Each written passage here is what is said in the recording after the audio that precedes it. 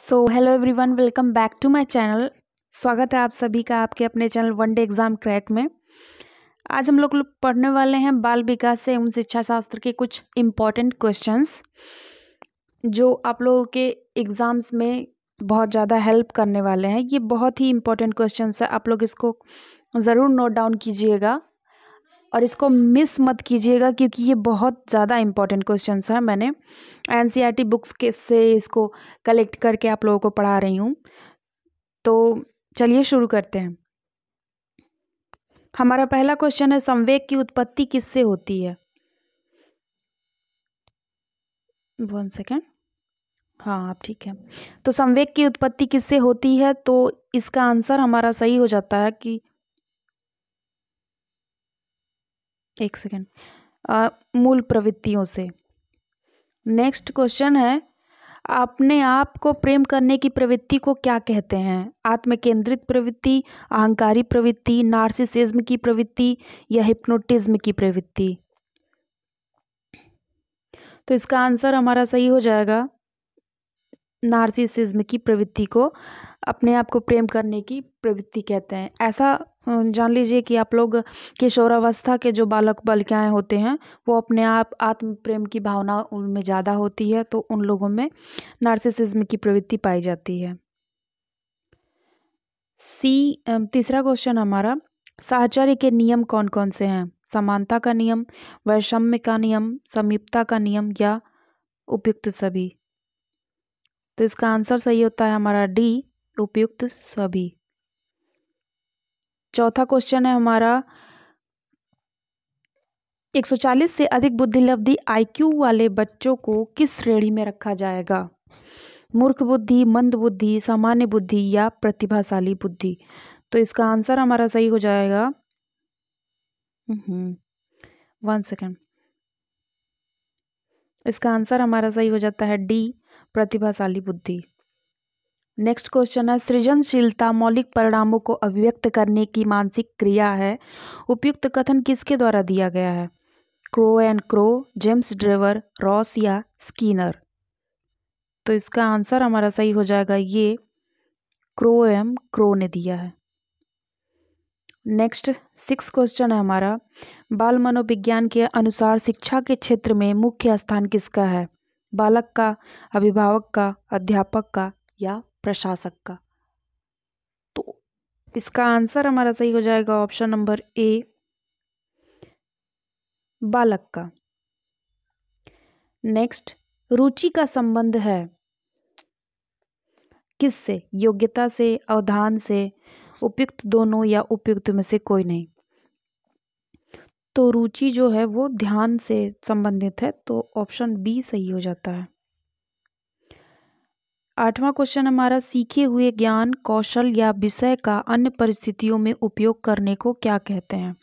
प्रेरणा, सीखने का स्थानांतरण, भग्नाशा या चिंता?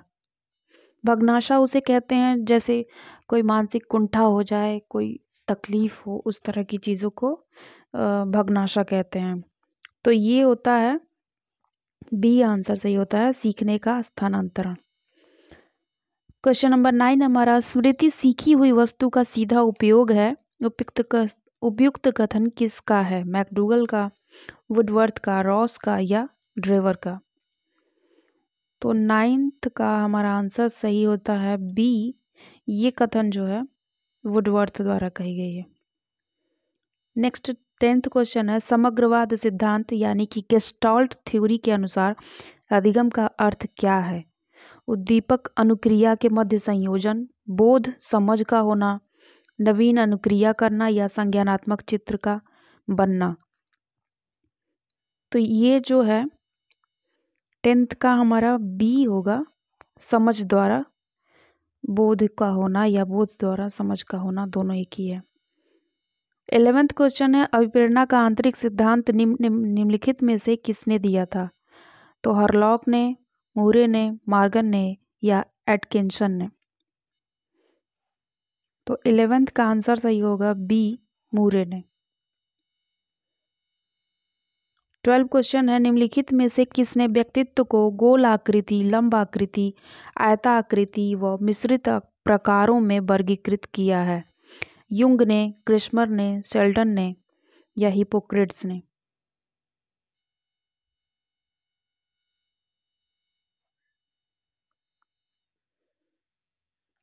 तो 13th का आंसर हमारा सही हो जाएगा सी, शेल्डन है। सॉरी, 12 का आंसर सही हो जाएगा हमारा बी, क्रिस्मर ने। नेक्स्ट 13th क्वेश्चन है, फ्राइड के व्यक्तित्व संरचना सिद्धांत के अंतर्गत व्यक्तित्व का नैतिक पक्ष कौन सा है? इदम या इड कहा जा सकता है, अहम या ईगो कहा जा सकता है, पराअहम या सुपर ईगो कहिए, या उपयुक्त में से कोई नहीं। तो इसका आंसर हमारा सही हो जाएगा सी, पराअहम। 14 क्वेश्चन है हमारा, वह व्यक्ति जो यथार्थवादी, व्यवहारिक व आशावादी होता है क्या कहलाता है? बहिर्मुखी, अंतर्मुखी, परंपरावादी या पलायनवादी? तो इसका आंसर हमारा सही होगा ए,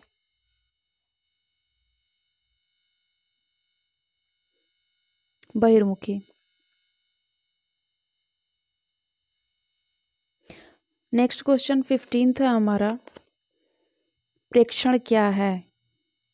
स्वयं को अन्य में देखना, भावी नियोजन, स्वयं की भावनाओं को अन्य पर थोपना या भविष्य दर्शन?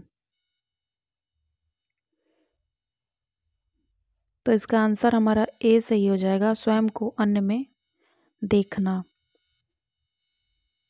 नेक्स्ट क्वेश्चन है, CAT व्यक्तित्व परीक्षण की रचना निम्नलिखित में से किस मनोवैज्ञानिक द्वारा की गई थी? थर्स्टन द्वारा, लियोपोल्ड बैलक द्वारा, मॉर्गन एवं मूरे द्वारा या फ्रायड द्वारा? तो क्वेश्चन नंबर 16 का आंसर हमारा बी सही होता है। CAT परीक्षण जो है वो लियोपोल्ड बैलक द्वारा दी गई थी। नेक्स्ट,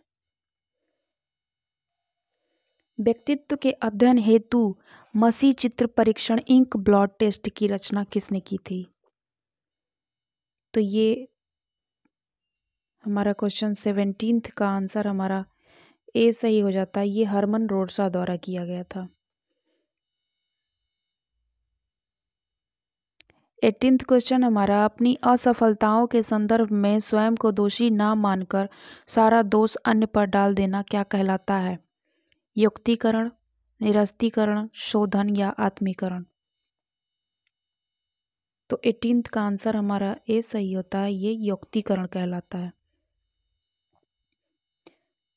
इसका अर्थ आप लोग समझ लीजिए, जैसे इस क्वेश्चन का कहने का मतलब ये है कि आप लोग जैसे सीटेट का एग्ज़ाम देने गए या यूपी टेट का एग्ज़ाम देने गए और उसके बाद फिर आपको आपकी मर्ज़ी के प्रश्न या क्वेश्चंस नहीं मिलते हैं, तो आपको कुंठा होती है कि ये क्या हो गया, ये गलत हुआ। तो आप किसी और पे, जैसे एग्ज़ामिनर पर ही ये बात मढ़ दें कि उन्होंने अच्छा क्वेश्चन नहीं बनाया, इसीलिए हमारा पेपर अच्छा नहीं गया। इसे कहते हैं युक्तिकरण। नेक्स्ट क्वेश्चन 19th है हमारा, एक बालक के हाई स्कूल कक्षा में फेल हो जाने पर उसके माता पिता द्वारा कोई प्रतिक्रिया व्यक्त ना करना और अपने कार्यों में व्यस्त हो गए माता पिता का यह व्यवहार निम्नलिखित में से किस मानव रचना के अंतर्गत आता है? पलायन, विस्थापन या दमन या शमन? तो 19th का आंसर हमारा डी सही होगा, शमन। 20 क्वेश्चन हमारा, एक बालक हाई स्कूल कक्षा में फेल हो गया, उसके माता पिता उस पर अत्यधिक क्रोधित हुए। उसकी परिस्थिति स्वरूप उसने अपनी पुस्तकों का बैग उठाकर फेंक दिया। बालक का यह व्यवहार क्या है? आक्रामक है, विस्थापन है, पलायन है या दमन है? तो 20 का आंसर हमारा बी सही होता है, विस्थापन। जब किसी और का गुस्सा हम किसी और पे जाकर के उतारते हैं तो उसे हम विस्थापन कहते हैं। सपोज कि आप लोग अगर कोई स्कूल में कोई पढ़ रहा है और स्कूल में टीचर ने उसको डांट दिया या मार दिया, तो वो घर जब पहुंचता है तो उनका गुस्सा अगर किसी और पे उतारेगा, अपनी छोटी बहन पे या छोटे भाई पे, तो उसको हम विस्थापन कहते हैं। नेक्स्ट क्वेश्चन है 21वां हमारा। एक किशोर बालक का कहना है कि आजकल अच्छी सरकारी नौकरियां मिलती ही कहाँ हैं। उसकी यह अभिव्यक्ति दर्शाती है कि किशोर बालक क्या है। निराशावादी है, पलायनवादी है, आश्रितवादी है या अवसरवादी है। तो ये आंसर क्वेश्चन 21 का हमारा बी सही होता है, ये पलायनवादी है। नेक्स्ट, अपूर्ण आवश्यकता हो तथा दुखद घटनाओं का चेतन मन में संग्रहित हो जाना क्या कहलाता है। शमन, प्रतिगमन, दमन या प्रक्षेपण। तो 22 का आंसर हमारा सी सही होता है, ये दमन है।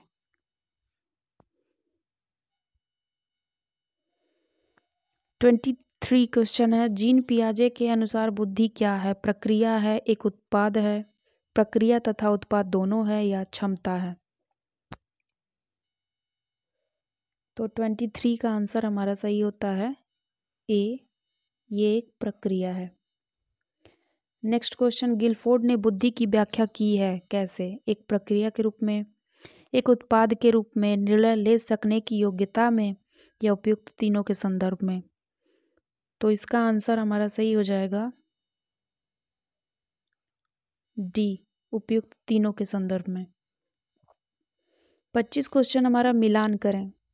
क्या समूह कारक सिद्धांत थॉमसन ने दिया है, बहुकारक सिद्धांत थॉर्नडाइक ने दिया है, द्विकारक सिद्धांत स्पीयरमैन ने दिया है या एक कारक सिद्धांत विनय टर्मन और स्टर्न ने दिया है।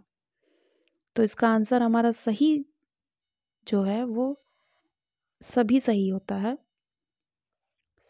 इसका मिलान मैंने सही सही ही और इसका बनाया था।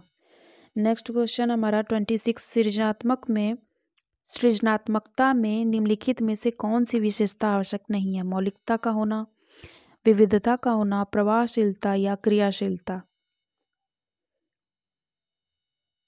तो 26 का आंसर हमारा ए सही होता है, मौलिकता। नेक्स्ट क्वेश्चन है हमारा, शिक्षण का मुख्य केंद्र बिंदु होता है। देखिए ऊपर मैंने आपको बताया, तो इसका आंसर सही होगा हमारा विद्यार्थी। विद्यार्थी को ही केंद्र बिंदु मान करके शिक्षण प्रक्रिया जो है वो चलती है। नेक्स्ट 28 क्वेश्चन है हमारा, शिक्षण कार्य के अंतर्गत निम्नलिखित में से आश्रित चर कौन सा है। अध्यापक, पाठ्यक्रम, छात्र या मूल्यांकन। तो शिक्षकों पर जो आश्रित होगा वो छात्र होगा। 29 क्वेश्चन है हमारा, आदतों, ज्ञान एवं अभिवृत्तियों का अर्जन कहलाता है। शिक्षण, अधिगम, व्यवहार परिमार्जन या शिक्षा। तो 29 का आंसर हमारा बी सही हो जाता है। आदतों, ज्ञान, अभिवृत्तियों का अर्जन जो है वो अधिगम कहलाता है। नेक्स्ट 30वां क्वेश्चन हमारा, प्रेरणा छात्रों में रुचि उत्पन्न करने के लिए कला है। यह मत किसका है। तो ये जो है 1 सेकेंड, 30 का आंसर हमारा ए सही होता है, ये थॉमसन ने कहा है। नेक्स्ट, प्रेरणा की उत्पत्ति का अर्जित कारण है मूल प्रवृत्तियां, रुचि, आत्मरक्षा की भावना या अचेतन मन। तो 31 का आंसर हमारा बी सही होगा, रुचि। नेक्स्ट 32 क्वेश्चन है हमारा, ध्यान को केंद्रित करने की आंतरिक दशा क्या है। अवधि है, नवीनता है, रुचि है या आकाश है। तो इसका आंसर भी सी सही होता है, रुचि है। जब आपकी कहीं रुचि ही नहीं होगी तो आप बच्चे का ध्यान कैसे आकर्षित कर पाएंगे। बच्चे की जब ध्यान होगा तभी वो पढ़ाई में मन लगाएगा। नेक्स्ट 33 क्वेश्चन है हमारा, वह अवस्था जो कि माता पिता के 21वें गुणसूत्र जोड़े से अलग ना हो पाने के कारण होती है, क्या कहलाती है। Down syndrome, clean factor syndrome, Turner syndrome या विल्सन सिंड्रोम। तो ये हमारा आंसर सही होता है ए, ये डाउन सिंड्रोम कहलाती है। 34 क्वेश्चन है हमारा, ध्यान आकर्षित करने की डैश में प्रमुख भूमिका होती है। तो 34 का आंसर हमारा ए सही हो जाएगा। उद्दीपन की तीव्रता, जैसे कि अगर आप किसी क्लास में बैठे हैं और अगर आपके स्कूल के बाहर हवाई जहाज़ जा रही है तो आपको उसकी आवाज़ सबसे तेज सुनाई देगी, तो उद्दीपन की तीव्रता ही आपका ध्यान आकर्षित करती है। नेक्स्ट क्वेश्चन है, अभिप्रेरणा का वर्गीकरण होता है स्वाभाविक और कृत्रिम, कम महत्वपूर्ण तथा अधिक महत्वपूर्ण, जन्मजात तथा अर्जित, अभिप्रेरणा तथा प्रलोभन। तो 35 का आंसर हमारा सी सही होता है, जन्मजात और अर्जित। नेक्स्ट क्वेश्चन है हमारा 36, चिंतन संज्ञानात्मक पक्ष में एक मानसिक प्रक्रिया है, यह कथन दिया गया है डीवी द्वारा, गिलफोर्ड द्वारा, क्रूज द्वारा या रॉस द्वारा। तो 36 का आंसर हमारा सही हो जाता है डी, क्रूज द्वारा। 37 क्वेश्चन हमारा सर्वाधिक उपयुक्त जीवित यानी कि सर्वाइवल ऑफ द फिटेस्ट रहता है का सिद्धांत किसने दिया है? तो पर्यावरण में जो अनुकूलन कर पाते हैं, इस तरह का जो थ्योरी दिया है वो दिए हैं सी, डार्विन। नेक्स्ट क्वेश्चन हमारा 38, किस मनोवैज्ञानिक ने सीखने की सामग्री के रूप में निरर्थक शब्दों का प्रयोग किया है? तो ये जो है वो एबिंगहॉस ने निरर्थक शब्दों का प्रयोग किया है।